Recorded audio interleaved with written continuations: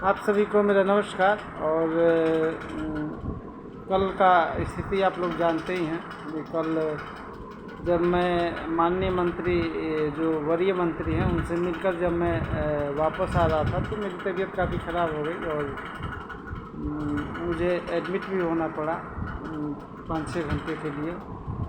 और उससे चूँकि मैं बाहर निकल चुका हूँ, अब जैसे ही पूरी तरह रिकवरी करने की कोशिश कर रहा हूँ। और मेरा पुराना ऑडियो वीडियो जो भी हो लोग वायरल कर रहे हैं उससे मेरा कोई लेना देना नहीं है। और एक बात और एक चीज़ आप लोग थोड़ा सा बताइए अपने बच्चों के सर पर हाथ रख के कि सांख्यिकी के हित में क्या मैंने नहीं कुछ किया है। जब जहाँ ज़रूरत पड़ी है मैंने अपने स्तर से किया है। और मैं उस समय की बात कहता हूँ जब प्रेशर पॉलिटिक्स की ज़रूरत थी। तो बिहार में कौन ऐसा व्यक्ति था जिसने इस तरह का काम किया? किसी के पास उतनी क्षमता थी और मेरे पास जितनी क्षमता थी मैंने अपना जो क्षमता के अनुसार भरपूर उसका उपयोग किया। और जब बात हो रही थी कि आचार संहिता में ही हो रहा था हो जाएगा तो मैंने उस बात को स्पष्ट रूप से और आपके बीच आकर और ये कहा भी था कि माननीय उप मुख्यमंत्री का यह स्टेटमेंट है कि यह आचार संहिता के बाद ही होगा, पहले नहीं होगा। इसको सबसे पहले मैंने ही अपने वीडियो के माध्यम से आप सभी को बताया भी था और उनका नाम भी बताया था जो माननीय उप मुख्यमंत्री ने इस बात को बोला था। और जितनी भी अभी तक बातें हुई है और आपके फाइल पर जो काम हुआ है 2015 से लेके और 2024 तक की स्थिति, वह सारी चीज़ें मैं जानता हूँ। और कितने लोगों का होगा, क्या होगा, ये भी मुझे पता है।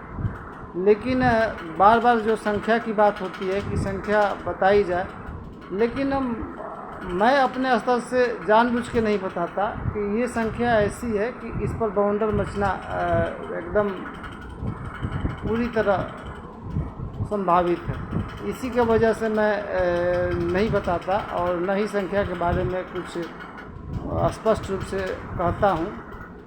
लेकिन जो लोग इसके लिए काम कर रहे हैं, कल का एक वीडियो आया, मेरे पूर्व साथी भी रहे हैं, तो कुछ लोग बता रहे थे कि उन्होंने अपने वीडियो में एलपीए को खारिज किया है कि एलपीए कहीं से नहीं होगा।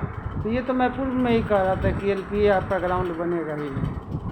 तो वह चाहे सांख्यिकी स्वयंसेवक हों या लोक शिक्षक हों, कोई भी संगठन के जितने भी लोग त्रिसदस्यीय सदस्यीय कमेटी में शामिल हैं और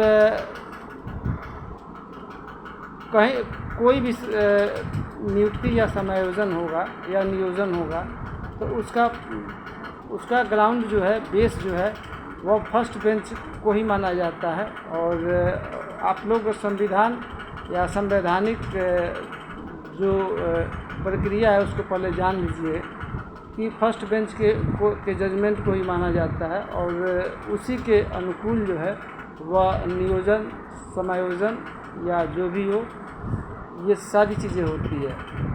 तो जो एलपीए माननीय उच्च न्यायालय ने असंवैधानिक घोषित कर दिया, आपकी मांगों को असंवैधानिक घोषित कर दिया, तो वह कहीं से ग्राउंड नहीं है। और कोई भी सरकार चलती है तो संविधान के अनुसार ही चलती है, असंवैधानिक काम कोई भी सरकार नहीं करेगी। तो ये सारी चीज़ें आपके बीच लाना ज़रूरी भी था। और मुझे इस बात की खुशी है कि कम से कम अंतिम क्षण में आकर ये तो बोला गया कि एलपीए नहीं है। तो ये जो लोग इस पर काम कर रहे हैं वो सभी लोग धन्यवाद के पात्र हैं, चाहे वह ओम प्रकाश जी हों, चाहे वह रामाशीष चाचा हों और अन्य जितने भी लोग हैं। जैसे अजय गिरी का भी ऑडियो आता है तो उनको भी जो जानकारी मिलती है वो अपने माध्यम से बताते हैं, तो वह भी धन्यवाद के पात्र हैं। बाकी जितने लोग इसके लिए दिन रात लगे हुए हैं सभी लोग का धन्यवाद के पात्र हैं। संख्या जो भी हो, लेकिन जो संख्या होनी है उसके बारे में एक्चुअल स्थिति और सही बात किसी को जानकारी नहीं। एक बार बात हो रही थी, मैं नाम नहीं बताऊंगा, तो मैंने कई बार पूछा उनसे कि आपने फाइल को देखा है। तो पहले तो उनके द्वारा कहा गया कि हाँ मैंने फाइल को देखा है। मैंने कहा कि आप सही बोलिए, आपने कभी भी फाइल को देखा है? तब उस समय कई लोग लाइन पर थे कॉन्फ्रेंस में। तब बाद में उन्होंने कहा कि नहीं मैंने नहीं देखा। तो हमने कहा कि जब आपने नहीं देखा है तो आप सारी चीज़ों को जानते कैसे हैं?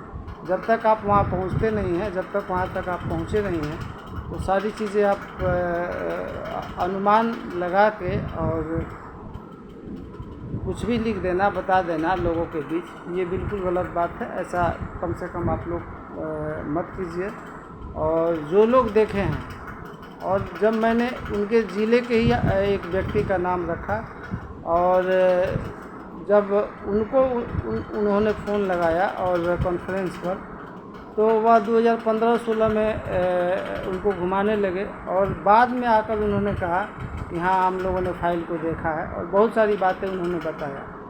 तो तब जाकर उनको विश्वास हुआ। और एक बार मैंने पटना के एक व्यक्ति का नाम ले लिया था, उनके द्वारा भी उन्होंने इसका स्पष्टीकरण करवाया।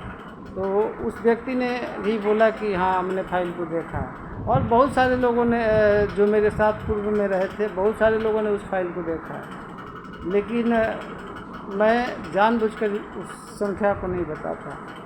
और मुझे हर चीज़ मालूम है कि कितनी संख्या है। अब सरकार कब तक करेगी ये तो सरकार के ऊपर है, और ये सरकार की बातें हैं। जो कल ये बताया गया कि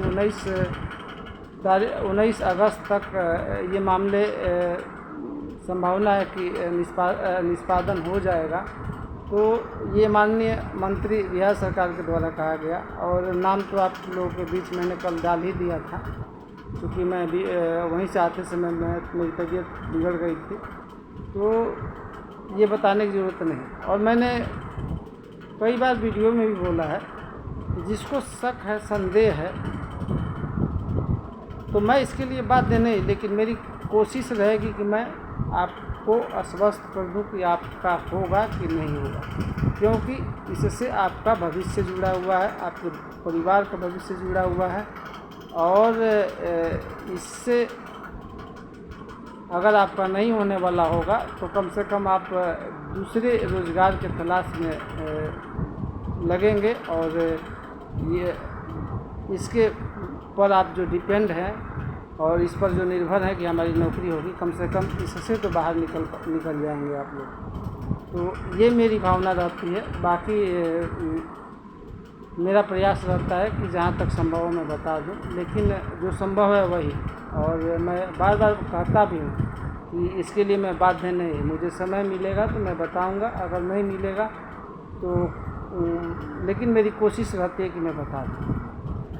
तो इन्हीं शब्दों के साथ मैं आप सभी को पुनः एक बार नमस्कार करता हूं। और सभी साथियों, जो सम्मानित साथी हैं, जो इसके लिए प्रयासरत हैं, तो उनसे अनुरोध करता हूं कि सभी लोग एकजुट और एकजुटता का परिचय देते हुए और एक दूसरे पर अपशब्दों का प्रयोग न करें, और मिलजुल कर अगर बातचीत से कोई भी मामला हो, आपसी मतभेद हो, मनभेद हो, तो अगर सुलझ जाता है तो सबसे बेहतर है। ये मेरा व्यक्तिगत राय है और उन लोगों से अनुरोध भी है, क्योंकि ग्रुप में अगर इस तरह की बातें हो रही है तो ये सभी के लिए दुखद करने वाली बात है। ऐसा नहीं होना चाहिए। धन्यवाद।